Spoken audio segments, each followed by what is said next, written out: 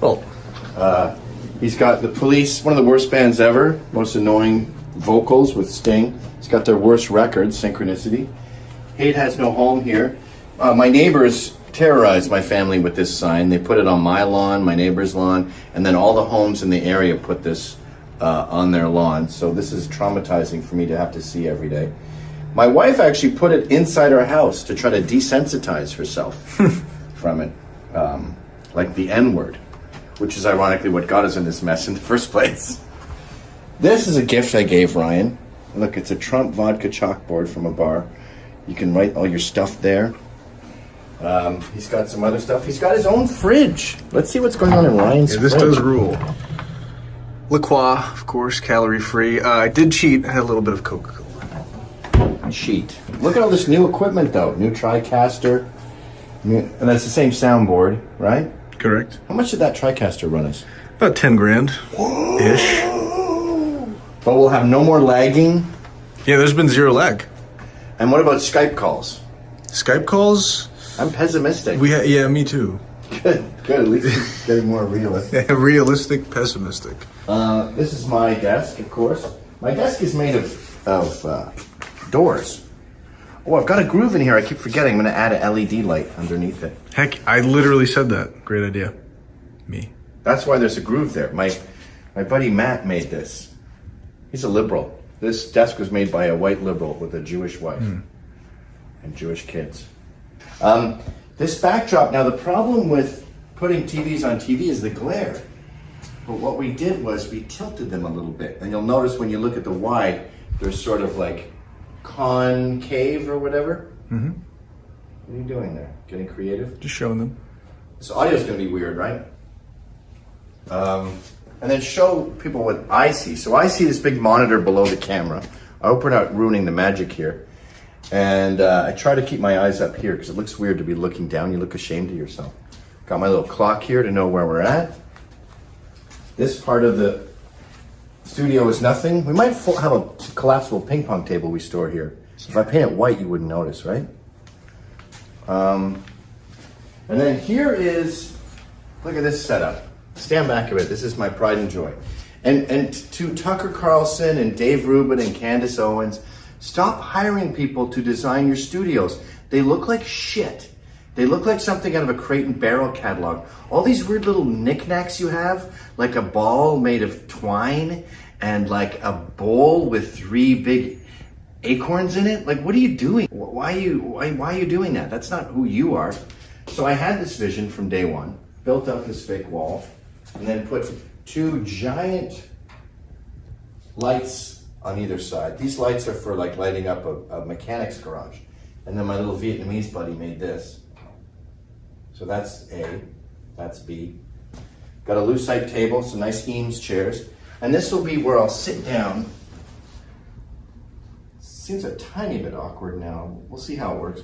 But I'll sit down with celebrities. Ann Coulter, Roger Stone, Michelle Malkin, people like that. Do something new, maybe get into their whole life. Like, where were you born? What was it like growing up? So this is the celebrity room. I'm saying that because there's another interview room coming right up. And I want it to look sort of like we're dead. We're in heaven here. Or we're in like some sort of space-time continuum. Well, if they're sitting across and looking at you, do they think they made it to heaven? They're like, this might be bad news. We're dead. Well, they just think hell's really nice. JK. So that's the white room, and then the black room is the bar. Get it? Black and white. There's nothing in between. This I took from my house. Dude, I was bummed about it for a while. When we had like another tech guy here and 2 other guys, I said, let's rent a dolly and get this out of there. It ended up just being Ryan and I. Bringing this here was AIDS. And it wasn't just, you know when you lift a lot and you go, oh, this is really heavy. It's hard on my muscles. I'm going to put my back out. It was that, but it was also a lot of pain, weird pains, like someone was stabbing you in the wrists. And then also a lot of like, I need a break, I got to put it out. And then the other guy going, I can't put it out, don't do that. What do you think it weighs? 500 pounds? It feels like, yeah. It feels like 500 and it's pounds. awkward, you know? There's nothing to hold on to. No. It's the real deal. The problem is, I'm not going to push a button because the audio will start. This kick doesn't work. One of these buttons doesn't work. Not good. But I'm too good at this, so I'll use it as the handicap, and then the guests can use the perfect one. For $3,000, I think you can get these stand-up games that have 3,000 games. I'm gonna get that for my home. Moving right along here, we have the bar. Now this is totally different than that studio. The bar is like Vietnam vets, plumbers, tradesmen, sit and talk to them about how to become a plumber. Such that when you're done watching it, you know how to become a plumber. You know what I mean? Vietnam vet, like, I want to get into the details, like a 3-hour talk where you find out when you were drafted, how did it feel? Like, did you take the bus to the airport? What kind of plane did you get on to go to Vietnam? Was it a boat? You got lots of booze, that was very expensive. Miner's cabin in Lead Hill, Scotland. This is Penny Rimbaud and G. Vaucher when they were in art school. I took this at their house and then printed it out. I don't think they'd be very happy. They don't really like me anymore. G. Vaucher made this. My mother hates it. She says it's trivializing the war vets. I'm like, no. It's the opposite of that. It's saying like they're meant to put on a positive, happy face when we send them to die. Jamaica, some crusty punk thing. Indians at the Empire State Building. My dad in the Gorbals in Glasgow as a kid when no one had shoes. Tabarnak, je me souviens, I remember. This is a buck, I guess, that my friend Sprague hunted for 3 days. Sprague was also a junkie though, so he could have been lying. I just thought it was a beautiful picture. I think that's an 8-point buck.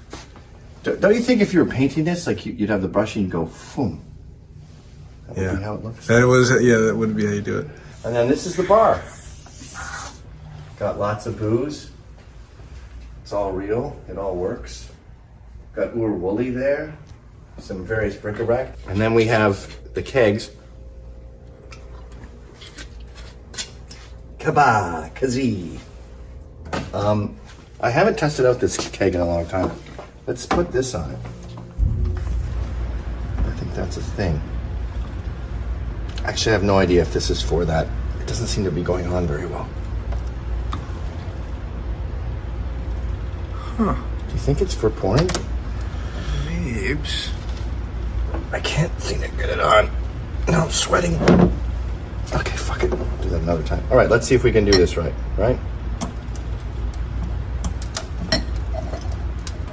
Is it stuck? Push that in. There we go. Oh. It's a really light Guinness. And that's supposed to happen. That's why this is here and recessed. All right, that didn't work out great. We'll be practicing that a little more. Look at these cool bourbon bottles I bought at garage sales over the years. This is 100 months old Kentucky straight bourbon whiskey. This is a bourbon bottle. This thing's a bourbon bottle. They sure had cool bourbon bottles back then. I'm already drunk from that one shot. Then we have Barry the Bear. You might recognize him from my book, How to Piss in Public. Matt's Budweiser. This is one of my favorite things. I won this playing bingo in 2000. And I was going to Max Fish. That's where I met my wife. I didn't really care about Maker's Mark back then. And I won this and thought, oh, this is boring.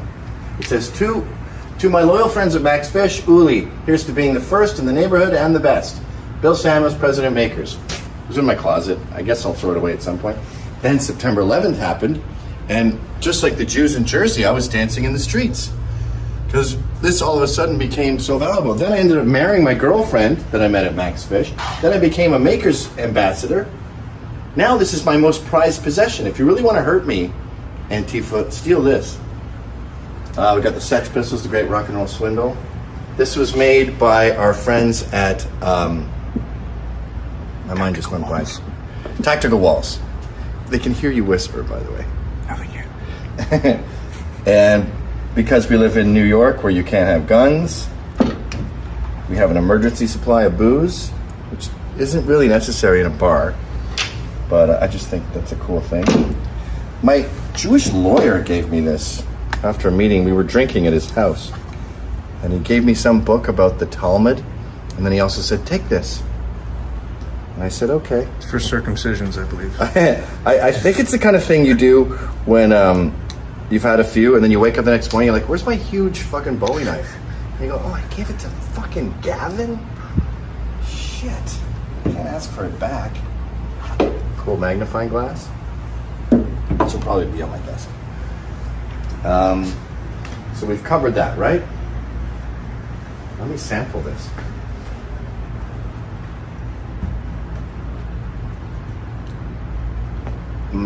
Horse piss. So that's the bar. So it's for regular Joes. This is the censored, the free speech room.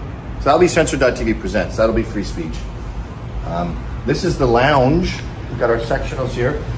This rug designed by Johnny Buffalo McInnes when he was 4. Is that audio? Is that AC going to be an issue? Mabes. See if I can override it.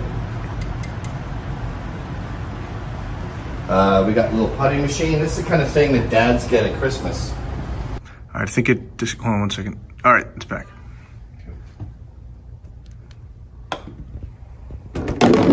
Perfect. Perfect. This is our wall of not shame. I wanted to put this in the bar, but the thing about the bar is once you've established that height where the bottles are, you can't really go below that. Everything has to be like chest up or it would look weird. So whiskey, the road to ruin. My wife got me that in Arizona, I think.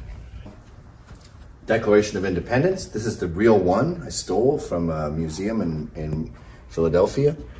So don't tell anyone about that. John Hancock's got the most elaborate signature. I love this because it was, wait, it says July 4th, 1776. Didn't they write that way before they declared independence, like 10 years before or 3 or 4 years before? I should probably know that. But I remember that America had all their independence all worked out way before they were independent. Then, of course, the Bill of Rights. And here at Censor, we're obsessed with First and Second Amendments. We think that's kind of all you need, really. 1 and 2. This is a fun painting. I was at South by Southwest, and my buddy Scott in the band Chrome, him and his friends all showed me their knee tattoos. Ozzy Osbourne did this to his knee when he was in jail because he was bored. And so they all got matching ones, and they all saw each other and met, oh shit, I haven't seen you in a while. And they all get together for the photo. So I sent this to China to have made. And we got Annie Oakley, Low Dog, and Buffalo Bill. I mean, he was just a showman, but Low Dog was a real dude. He was a real badass nigga who united tribes. And eventually they amalgamated so many tribes they beat Custer. So this was a heavy dude. I'm really into unity. I wish all the motorcycle gangs would unify. Wouldn't that be cool? But the problem is, with motorcycle gangs, only the Hells Angels have top to bottom hierarchy. So if the top of the pagan says, we call the truce, they would just say, fuck you. Oh, wait a minute. No, that's the opposite of the truth. Hells Angels don't have top to bottom. So say all the guys who do have top to bottom negotiated, the Hells Angels would just say, FTT, fuck the truce. That'll be the end of that. It's a sad mistake. Here's a prized possession, The Clash. Joe Strummer gave me this. And he said, to Gavin, open your eyes, I said to the crowd. But no! And this story, this made me laugh my head off, and it sums up being a father. He realized he was in the part of whatever East London where this photo was taken. It's behind the studio they recorded the first album. And so he said to his kids and his wife, close your eyes, close your eyes. And he brought them there. And then he stood like that in the same alleyway. He says, all right, open your eyes. And they opened his eyes and he goes, same place as the album. And they went, all right, can we go, please? And he was just so disappointed. The Ramones want to live my life, puke, be your boyfriend, sniff some glue, something to do, shock treatment. They want to be sedated, have some chicks, get some kicks, the airwaves, steal from the rich and give to the poor, live. All the Misfits want is your skulls. And then just like the Maker's Mark thing, We Love America. I got that in Chinatown for $10, half price. Probably should have got it for free, considering I'm the only person in the world who wants it. And then we have my office. Great office! Say something Trumpian. Frankly, we built a wall. We put lights in it, and we had the Mexicans do it. And we paid for it. But Actually, the Mexicans did build a wall. Really? Yeah, but they didn't pay for it. This wall was built by Mexicans, Like many walls. but I paid for it. We're gonna pay for it, but they're gonna build it. I could have built it. They're gonna build it. This is my office. Sex Pistols themed exclusively, very minimal. No bureaus, no printers. That's all in the fag zone. Got my Jamie Reed poster. Italian Great Rock and Roll Swindle, the Sex Pistols tour, pretty much their only tour. New York Post article about them selling all their stuff. And then we have, of course, Now, we have our ADT security. When you come in here, you push in the code 1864. That disarms it and makes sure we do not get robbed. And that's it, right? Have I covered everything? I think that should do. You've seen what I see. I've seen what you see.